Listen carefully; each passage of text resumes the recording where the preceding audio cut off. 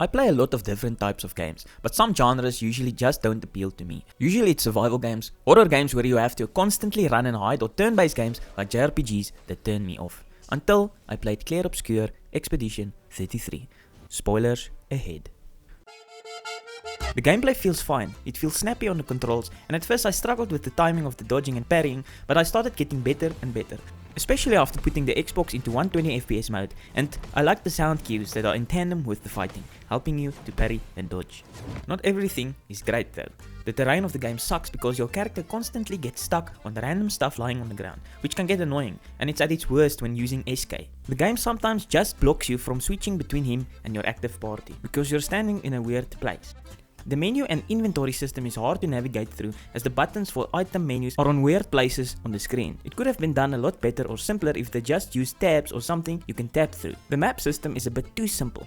Maybe adding a marker system could have improved it. Hitting the wrong button while accessing the map can cause frustration, as hitting the wrong arrow key will load you into the camp area, which makes you have to sleep and reload the open part of the map. But once you start to get to know the areas in the game, navigating becomes easier, especially when you unlock flying, where you can actually then look around to where you want to go. It's quite hard to figure out how all of the mechanics and skills stack and influence things in battle. I was in Act 3 when I stopped being lazy and googled what Luminas do, and I still only vaguely do. After learning how to use the builds more effectively and what items do what, I started to enjoy trying to optimize my characters and return to previously unbeatable bosses and give them a go. To beat the last boss and a few hard enemies, I actually tried min-maxing my characters, something that I'm usually too afraid to do, but the game actually wants you to do it, as it gives you consumables to reset your character skill points, and it worked out great. After the first act of the story, I really started to enjoy my journey. I started having the same feeling of trying to be a completionist like I did in the previous 2 God of War games. It's just quite addictive to run around and find hidden bosses, items and easter eggs, but most of the extra bosses are either very high level or very gimmicky, which can feel daunting and cause you to go back and play the main quest. At first, the vibe of Expedition 33's world and story just didn't interest me.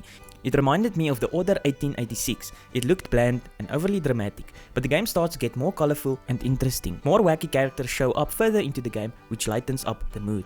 The game can feel too long with some exhausting cutscenes, which is weird to me because I love Metal Gear Solid, which has longer cutscenes than anything. The lore is quite unique, taking a real-world injection from French painting, I guess, and combining it with JRPG style stuff and fantasy. It's actually quite impressive, as I thought humanity has mined out all of the unique fantasy worlds by now, but maybe that's just because I watch too much isekai anime. The characters are fine, if maybe a bit generic. Mahel was really irritating after the first act. Yeah, I know she lost someone she loved and I guess she's depressed or something, but she lives in a dangerous world where people just randomly disappear every year, and she only now realizes it.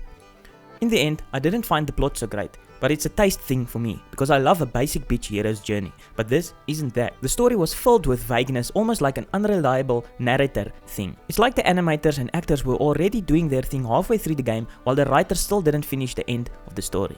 I like the references to other games and memes, like the Ratchet & Clank-esque wall, the It's Fine meme with the burning house. It reminds me of the type of things you would find in God of War 2018, which had stuff like the hidden Thanos gauntlet build, etc, etc. The game has much better facial animation than most AAA games out recently. I especially think back to the recent Assassin's Creed Samurai slop and Indiana Jones game. The game has an interesting look to it. I only realized in Act 2 that the game's magic system is themed around painting. Well, sort of. The story is actually more based around painting than the magic. Adding to that, maybe they only decided on the painting thing later on. I don't know, just speculating. At first, the same songs played over and over, and it annoyed me, but later into the game it started to change more and more often, and there are some pieces I enjoyed, but the music is mostly not to my taste. Guess I'm not French enough or something. It can be quite long and boring, with little change in the melody, which can become unpleasant. When the game showed Act 3, I felt a bit nauseous, as I thought I was nearer to the end of the game than I actually was, because the story and the drama between the characters had started to wear me down. I started to feel indifferent again, like at the start of the game, but I pushed through and at least finished the story, but with little interest to go back to the game. This game is God of War 2018 meets Final Fantasy, but French. Even though I don't regard this game as highly as other people, it made me wonder what other great turn-based games I have missed out on. I will have to start seeking out some good JRPGs from now on.